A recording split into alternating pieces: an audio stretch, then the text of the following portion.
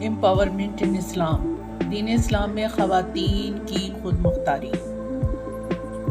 خواتین دنیا کی آبادی کا اکثریتی حصہ ہیں اور معاشرے کا ایک اہم جز ہیں۔ تاریخ انسانی کے اوراق اس حقیقت کے شاہد ہیں کہ اسلام سے پہلے طبقہ نسواں دنیائے انسانیت کے عمیق جہنم میں پڑا ہوا تھا۔ یہودیت ہو، عیسائیت ہو یا ہندوانہ تہذیب، کسی معاشرے میں بھی عورت کو مرد کے مساوی اختیارات اور حقوق نہیں دیے گئے تھے۔ یہودی عورت کو گناہ مجسم سمجھتے تھے۔ عیسائیت میں گویا گناہ کی ابتدا ہی عورت سے ہوئی۔ حد تو یہ ہے کہ عیسائی مکاتب فکر اس سوال کو حل کرنے میں سرگرداں رہے کہ عورت میں روح انسانی بھی موجود ہے کہ نہیں۔ ہندو مذہب میں خواتین کی انفرادیت ناقابل تسلیم رہی۔ شوہر کے مرنے کے بعد عورت کو جینے کا حق بھی نہیں تھا۔ اس کو شوہر کی چتا کے ساتھ ستی ہونے پر مجبور کر دیا جاتا تھا۔ صحرائے عرب میں بچیوں کو زندہ درگور کر دیا جاتا تھا، غرض یہ کہ نہ ختم ہونے والے ظلم بنت حوا برداشت کرتی رہی۔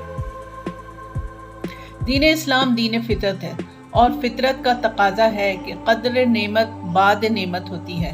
مثلا جب ظلم و ستم حد سے گزر جاتا ہے تو پھر عدل و انصاف کی قدر و قیمت کا اندازہ ہوتا ہے۔ جہالت جب عام ہوتی ہے تو پھر علم کی افادیت کا احساس ہوتا ہے۔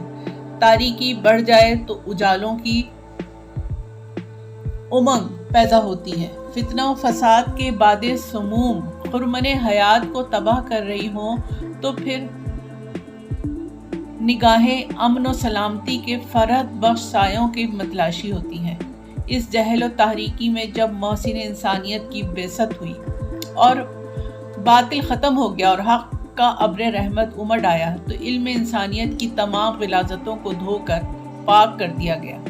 تمام معاشرتی برائیوں کے ساتھ طبقہ نسواں کو معاشرے میں وہ مقام دلایا جو انسانیت کے شایان شان تھا۔ اسلام نے صہیونیت اور نصرانیت میں اور دیگر مذاہب کے باطل نظریات کا بڑی شدت سے رد کیا اور معاشرے میں عورت کو اعلیٰ مقام اور مرتبہ دیا۔ سرکار دو عالم صلی اللہ علیہ وسلم کا یہ ارشاد عورت کے لیے پیغام رحمت ہے کہ مجھے تمہاری اس دنیا میں 3 چیزیں پیاری ہیں: خوشبو، عورت اور نماز میری آنکھوں کی ٹھنڈک ہے۔ حجۃ الوداع میں اہم ترین خطاب میں آپ صلی اللہ علیہ وسلم کا ارشاد یہ ہے کہ اتقوا اللہ فی النساء، عورتوں کے بارے میں اللہ سے ڈرتے رہو۔ خواتین کے حقوق کے لیے یہ تلقین ہی کافی ہے۔ اسلام نے خواتین کو بہت سے حقوق دیے۔ یہی اگر کہا جائے کہ دنیا کے تمام مذاہب میں سب سے زیادہ خواتین کو بااختیار کرنے میں اسلام نے کردار ادا کیا ہے تو یہ غلط نہیں ہوگا۔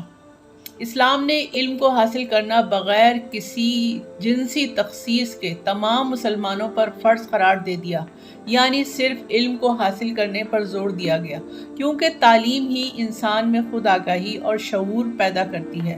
مرد کے ساتھ عورت کے لیے بھی علم حاصل کرنا اتنا ہی ضروری قرار دیا گیا جتنا کہ مرد کے لیے ہے۔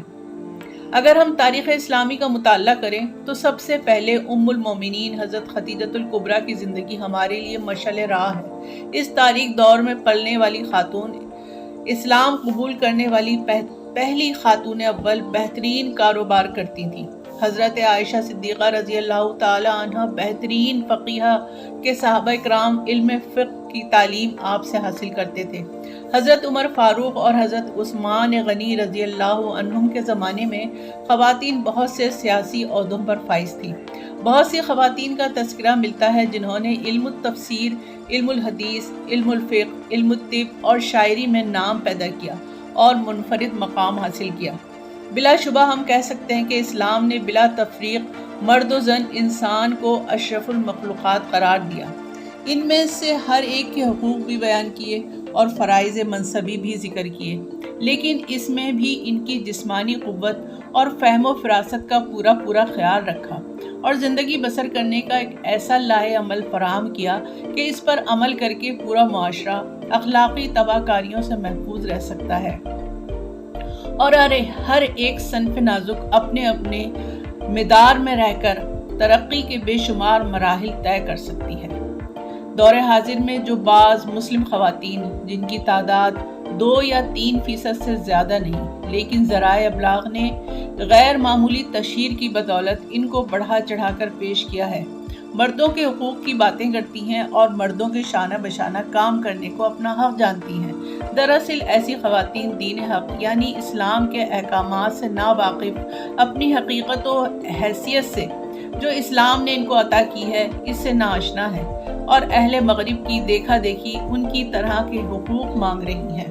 کوئی بھی حق ایسا نہیں جو خواتین کو دین اسلام نے نہ دیا ہو۔ اسلام نے تو ولادت سے وفات تک جان، مال، عزت نفس اور تحفظ عصمت کے اس قدر حقوق مرحمت فرمائے ہیں اور قرآن و حدیث میں ان کی وضاحت کر کے ان کو آئینی تحفظ دے دیا کہ کسی بھی دوسرے مذہب میں اس کا عشر اشیر بھی نہیں دیا گیا۔ اس نعمت خداوندی پر خواتین کو اللہ تعالیٰ کا شکر ادا کرنا چاہیے۔